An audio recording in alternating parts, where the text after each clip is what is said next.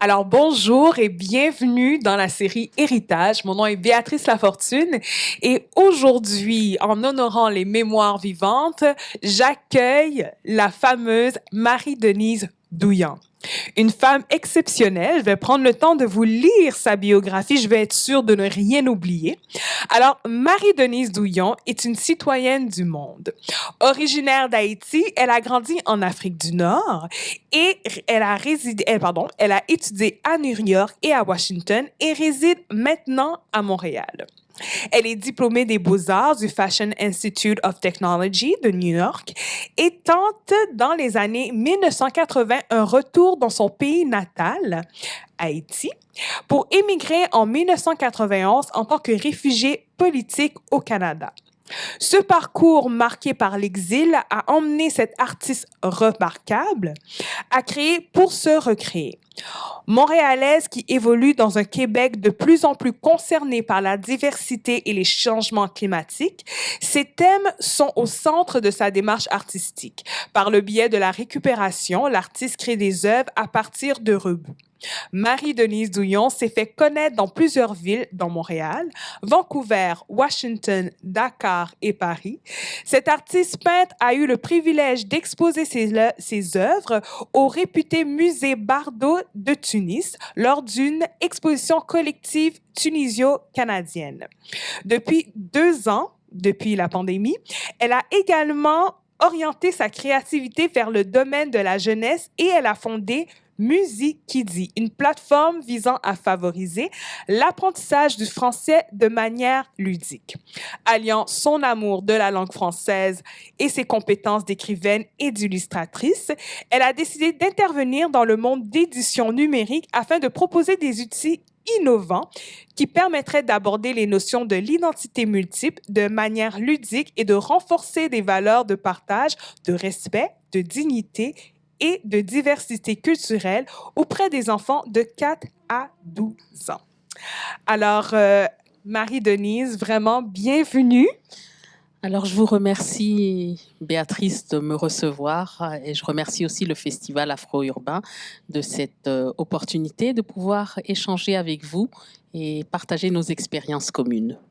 Honnêtement, en lisant votre biographie et en écoutant différentes entrevues, de voir tout ce que vous avez accompli, j'ai trouvé ça vraiment remarquable, mais surtout de voir à quel point chaque expérience que vous avez apportée dans vos autres vues, vous parlez également de la manière dont vous avez été transformé.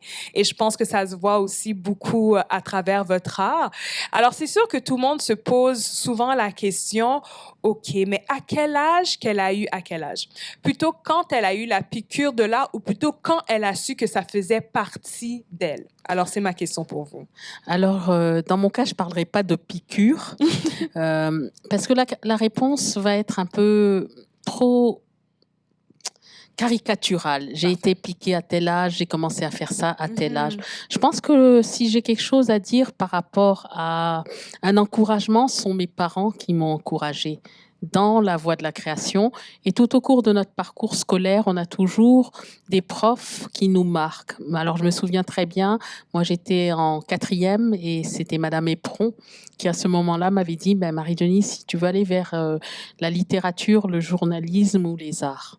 Et c'est à ce moment-là qu'on se dit, tiens, cette chose qui m'habite pourrait éventuellement devenir un choix on disait à l'époque, de métier, de profession ou un chemin de vie. Wow. Alors vraiment, on voit que les personnes qui sont autour de nous, ils font peut-être des fois ressortir qu'est-ce qui est à l'intérieur pour nous permettre de pouvoir aller dans une voie en particulier, ou plusieurs voies, je dirais, pour vous.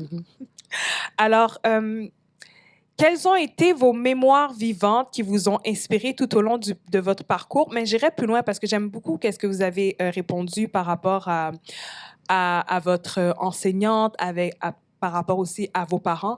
Alors, à part votre enseignante et vos parents, qui quelles mémoires vivantes, je pourrais dire, qui vous ont permis de pouvoir découvrir ce que vous avez en vous?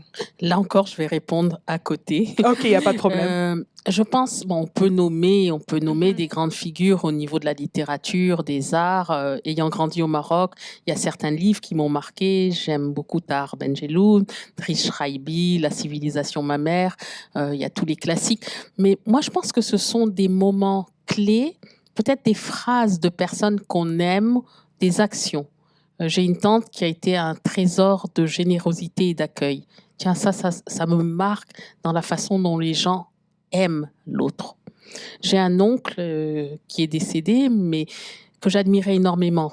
Quand j'ai été en Haïti, j'avais peut-être 15-16 ans. Et il m'a dit une phrase qui m'est restée gravée dans ma mémoire. Il m'a dit, Marie-Denise, si tu rentres dans une pièce et il y a tant de personnes qui disent non, et tu es la seule à dire oui, ou peu importe le contraire, tu as une voix discordante, ça ne veut pas dire que tu n'as pas raison, mais prends le temps de réfléchir pourquoi tu as une voix discordante. Donc je pense qu'il y a des moments clés comme ça, et ça c'est toute la vie. Je pense qu'il y a une résonance de gestes ou de mots qui à un moment viennent nous toucher, et si on prend le temps d'écouter ou de laisser déposer cette parole en nous, peut-être que c'est une interpellation peut-être pour un changement, une bifurcation, une halte, une pause. Donc, c'est ça pour moi la mémoire vivante. Excellent, vraiment, merci beaucoup. Je pense que pendant que vous étiez en train de parler, je me suis dit, OK, il y a des moments clés qui me sont venus en tête et qui ont dirigé ma vie d'une manière différente. Je sais que tout au long de notre vie, on aura toujours des moments clés. Il n'y a pas un moment donné où ça va arrêter. Alors, je trouve juste penser à ça, c'est quand même excitant de voir où on s'en va et je vous souhaite encore beaucoup de moments clés. Merci, Béatrice. Alors aussi, quel a été le plus grand défi que vous avez dû relever au cours de votre parcours? Alors, pour les gens qui me connaissent, quand je suis rentrée en Haïti, je suis tombée dans une histoire d'horreur, d'incarcération arbitraire.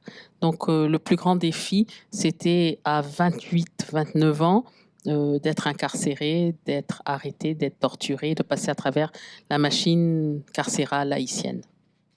Je sais que justement, durant ce temps très difficile, l'art vous a quand même accompagné. Est-ce que vous pouvez peut-être juste nous expliquer un peu l'expérience ou la relation de l'art dans cette situation?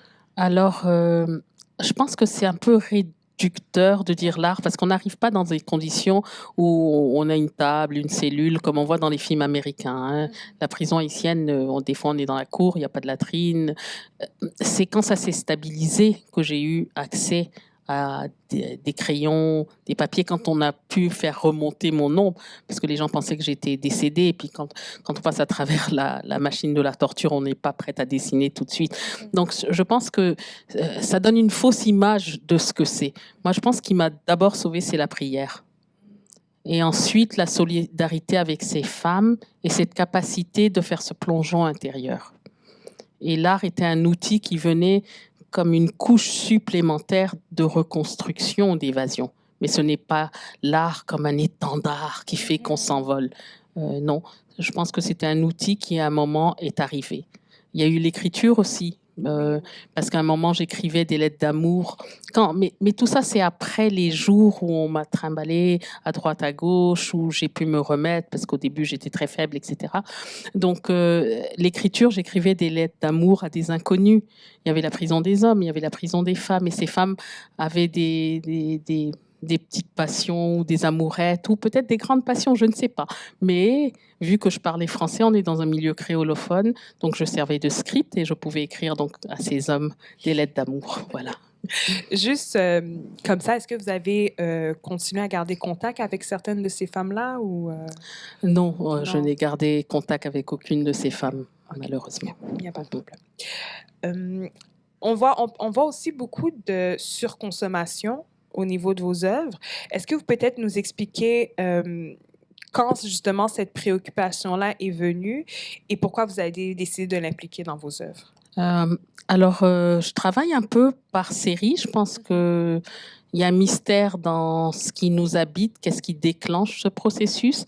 Mais dans ce cas précis, bon, d'abord, on vit dans un Québec très concerné par les questions environnementales. Vous faites partie de la génération pour qui le questionnement est au quotidien, les façons de faire est au quotidien. Les entreprises ont de la formation. Donc, moi, je n'ai pas grandi dans un environnement comme ça. Et je pense que même la question écologique et environnementale, on posait peut-être des gestes tout simplement parce que c'était une façon de vivre. Les gens allaient faire le marché, il n'y avait pas de sac en plastique nécessairement, il y avait le filet dans lequel on mettait les provisions. Mais au-delà de tout ça, je pense que l'élément déclencheur a été l'arrivée de ma sœur qui faisait une maîtrise en environnement à l'UQAM. Et comme on partageait le même appartement, eh bien, on échangeait sur la question. Et c'est comme ça que de fil en aiguille, je pense, c'est comme la goutte d'eau qui rentre et ça a influencé l'inspiration artistique. C'était juste dans cette série-là ou dans les autres séries peut-être que vous avez fait après, on peut reconnaître un peu le thème de la surconsommation? Je pense que c'est dans toutes les séries, mais ce n'est pas nécessairement. Je pense qu'on a posé des gestes écologiques même au jardin d'enfants, quand on faisait du collage, quand on faisait du bricolage, on ramassait des choses. Donc de dire, oh là, je vais dans une série très philosophiquement, je fais de l'art environnemental, je pense que ça va même au-delà de tout ça. Quand on faisait du collage enfant, on prenait quoi? Des vieilles revues et on les découpait. Est-ce qu'on se disait, je suis en train de recycler? Non, on faisait du collage. Alors, il y a un petit peu des deux. Je ne pense pas qu'il y a un processus conscient et il y a un processus ludique et jouissif aussi dans la création, qui amène beaucoup de joie. Parfait. Si on aborde le thème d'intégration, justement, vous avez été à différents endroits, vous avez vécu aussi à différents endroits. Est-ce que vous pouvez peut-être juste nous illustrer un peu comment étaient les différentes intégrations dans les différents territoires que vous avez vécus? Alors, dans le processus migratoire, c'est pas comme si je me lève et je me dis, là, je vais aller là. Mes parents quittent Haïti sous la dictature de Duvalier. Donc, j'avais 3 ans quand mes parents ont quitté Haïti. Ils ont d'abord été en Algérie, ensuite ils se sont installés au Maroc. Donc, ce n'est pas un processus où je me dis, ah là, je vais m'intégrer comme si je décide d'aller faire suivre des cours universitaires ou suivre une formation dans un pays X, Y ou prendre la famille et dire, tiens, il y a une opportunité professionnelle. À 4 ans, non. J'ai tout simplement grandi à Casablanca. Je pense que le premier choc d'intégration est quand j'ai quitté ce petit cocon familial et ce mode de vie qui est un mode de vie très choyé que j'avais à l'époque et de rentrer dans la vie américaine. La vie américaine est une vie je dirais, d'abondance, mais d'abondance dans le sens exagéré de l'abondance. C'est pas l'abondance qui m'a frappée parce que bon, on vivait bien au Maroc. C'est pas ça, c'est la démesure plutôt que l'abondance. C'est-à-dire que ça, c'est étonnant quand on vient d'un pays où les gens consomment de façon modérée, de voir qu'on arrive en Amérique, si on demande un verre d'eau, ils nous donnent pratiquement 1 litre. Un coca, c'est la même chose. Les choses se vendent comme dans des seaux. Donc, il y a le choc de la langue, il y a l'intégration, la façon de faire. Tout cela est un énorme choc, je pense, quand on est dans l'adolescence et au niveau universitaire. Et au niveau des relations, ça s'est quand même bien passé? Quelle relation? Ah, ben, excusez-moi. Parce que je sais que qu'est-ce que vous avez expliqué que vous êtes sorti au niveau du cocon familial et vous êtes parti justement aux États-Unis à l'université. Alors, je me demandais justement les relations, c'est ça, les nouvelles relations que vous avez pu faire aux États-Unis. Est-ce qu'il y avait une facilité de faire des relations là-bas? Moi, je pense que les relations, on va toujours trouver une main tendue d'une personne avec qui on va pouvoir créer des rapports amicaux où les cœurs vont s'incliner. Mais je pense que le choc est un choc culturel dans les modalités de fonctionnement des rapports en Amérique du Nord versus l'Afrique du Nord. Ou bien on pourrait dire l'Amérique latine, les Caraïbes. Les paramètres ou la fluidité des rapports se conjuguent différemment dans une ville où les gens sont préoccupés par le temps, l'argent, l'efficacité et la performance. Donc, je pense que ces difficultés d'adaptation sont des difficultés culturelles de regard sociétaux. OK. Et j'aimerais parler justement, durant la pandémie, vous êtes retourné à un amour au niveau de la littérature, mais aussi beaucoup au niveau de la jeunesse. Alors, j'aimerais peut-être juste que vous puissiez parler un peu de ce que vous avez fondé, qui est, je vais être sûre de bien prononcer, alors je le lis, Musicidi. Pardon, Musicidi. Là, je le dis bien. Alors, en fin de compte, c'est la contraction entre musique, avec un K, comme si c'était du créole, et les enfants, kiddies. Donc, Music Kiddie. Et Music Kiddie était une plateforme d'abord de musique pour les enfants. Et ça a changé. C'est devenu une plateforme de littérature pour la petite enfance et les maternelles. Et là, j'aimerais aller jusqu'à l'âge peut-être de... Pour le moment, c'est 4-8 ans, mais j'aimerais aller un petit peu plus, 12 ans. Je trouve que Music Kiddie est peut-être le résumé de mon parcours de vie. Quand j'ai étudié à FIT à New York, je voulais être illustratrice.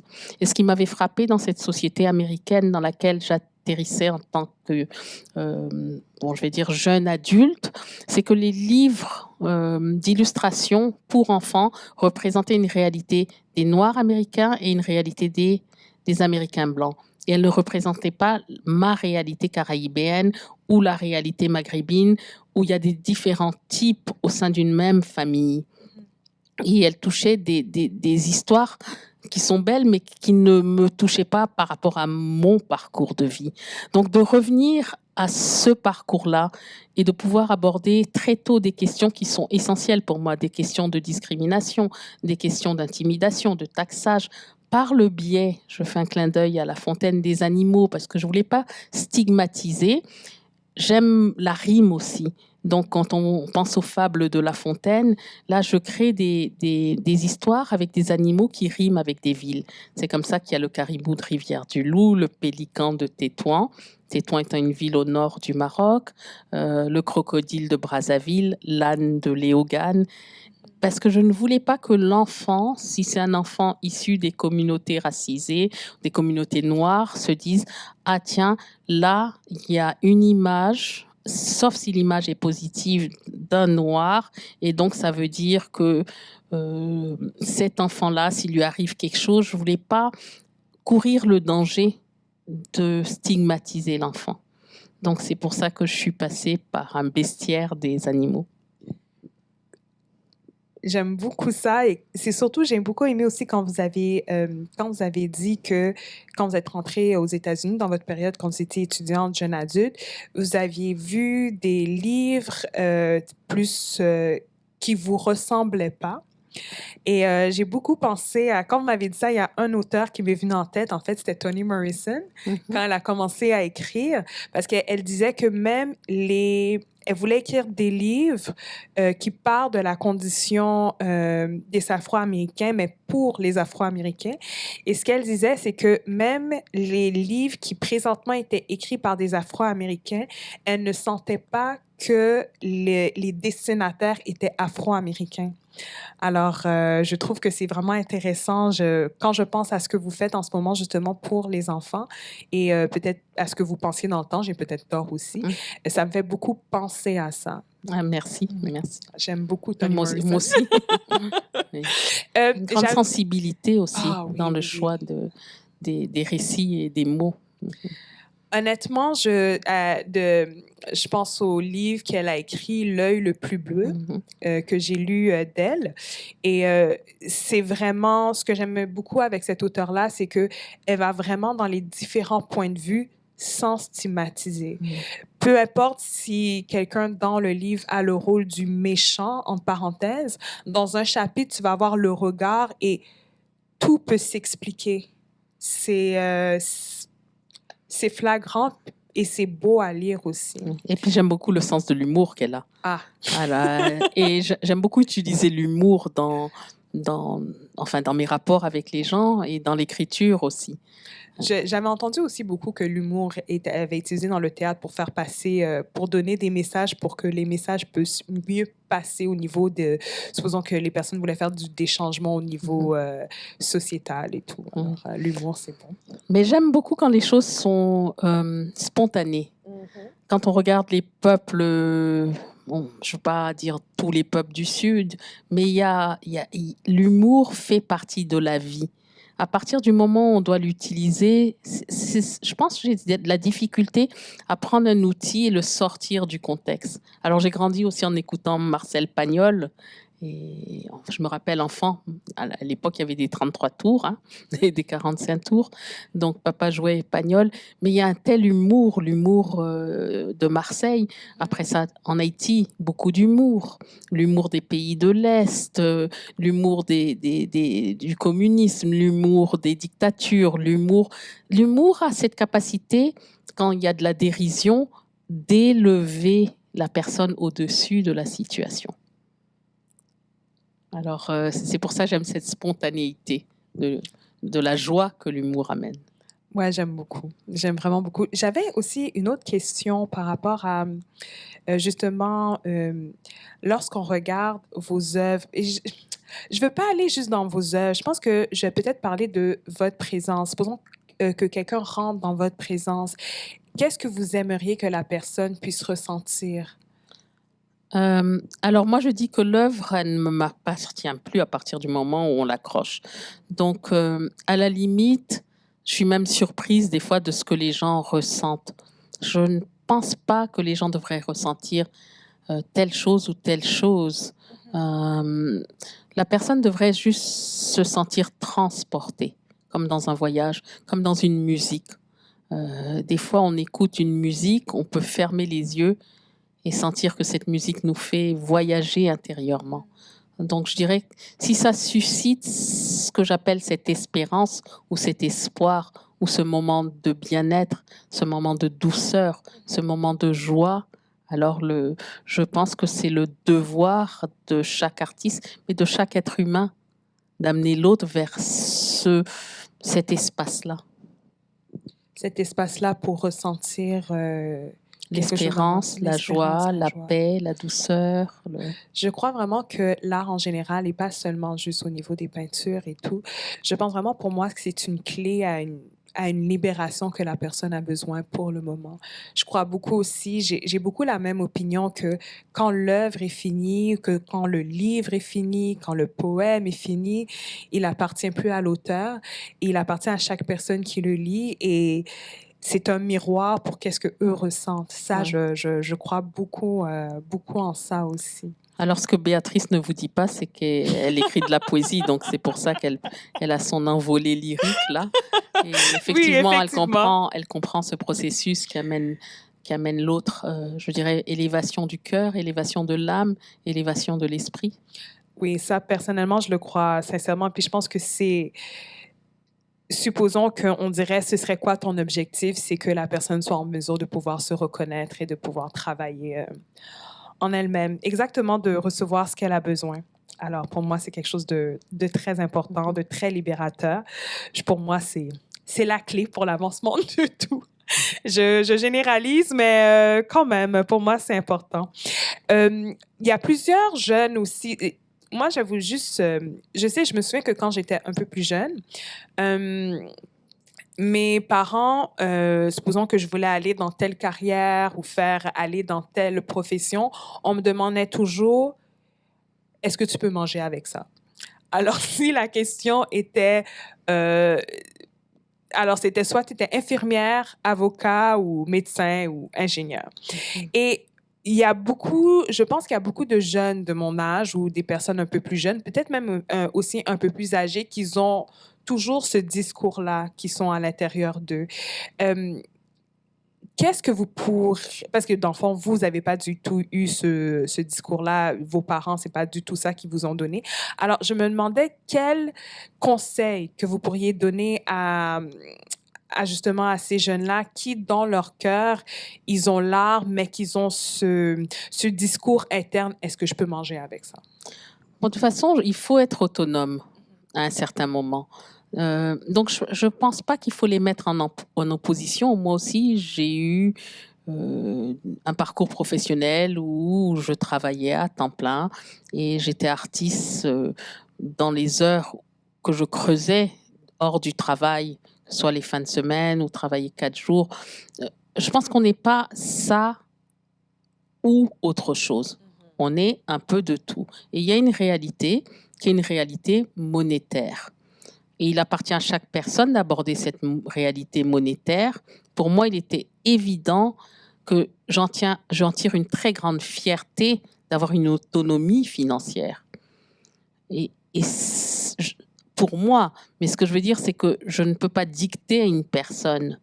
Si pour cette personne, le fait de ne pas créer rend la personne mal à l'aise ou à la limite, je dirais, ça devient obsessionnel et elle ne peut pas fonctionner, la réponse pour moi est qu'il faut trouver un équilibre de vie. Et cet équilibre de vie appartient à chaque être. J'ai une dernière question. Je me souviens qu'on avait parlé des mémoires vivantes. Vous aviez dit que vous pensiez à des moments clés. Vous avez pensé à votre oncle. Qu'est-ce que vous avez dit quand vous êtes rentré dans une salle? Je me demandais, est-ce qu'il y a d'autres moments clés qui vous viennent? J'ai parlé de ma tante qui était un trésor d'accueil, de douceur. Pas plus tard qu'avant-hier, je faisais quelqu'un passer une entrevue. On était 3 et après l'entrevue, un des directeurs du staff qui faisait passer l'entrevue m'a dit « Marie-Denise, tu as cette capacité d'authenticité qui a mis très à l'aise. » C'était une étudiante, l'étudiante. Mais ça, c'était... Je dis « Tu confirmes quelque chose qui est un choix de vieillesse et tu viens de le confirmer par ce petit moment, ce petit mot-clé. » Merci beaucoup, Marie-Denise. J'ai vraiment beaucoup aimé la conversation qu'on a eue. Alors, je me demandais, est-ce que tu aurais peut-être un dernier message que tu voudrais nous donner? Alors, moi, j'aimerais d'abord remercier Béatrice. Ça a été un échange chaleureux. Ce qui me plaît, je dirais, entre les générations maintenant, c'est cette capacité de travailler dans l'intergénérationnel. Ah, ça, c'est vraiment une très belle richesse. Je remercie Katie pour le festival Afro-Urbain et la Maison d'Haïti, qui est quand même la caille, c'est là qu'on vient, partager, échanger. Donc, merci à la Maison d'Haïti et à toute son équipe. Alors vraiment, merci beaucoup pour cette entrevue et je tiens également à vous remercier également d'avoir pris le temps de pouvoir nous écouter. Un des points que je crois vraiment qui m'a marqué de cette entrevue, c'est vraiment ces moments clés. Et pour moi, cette discussion avec Marie-Denise était un moment clé et j'espère sincèrement que ça l'est également pour vous. Alors merci encore une fois d'avoir écouté la série Héritage et je vous souhaite une excellente journée.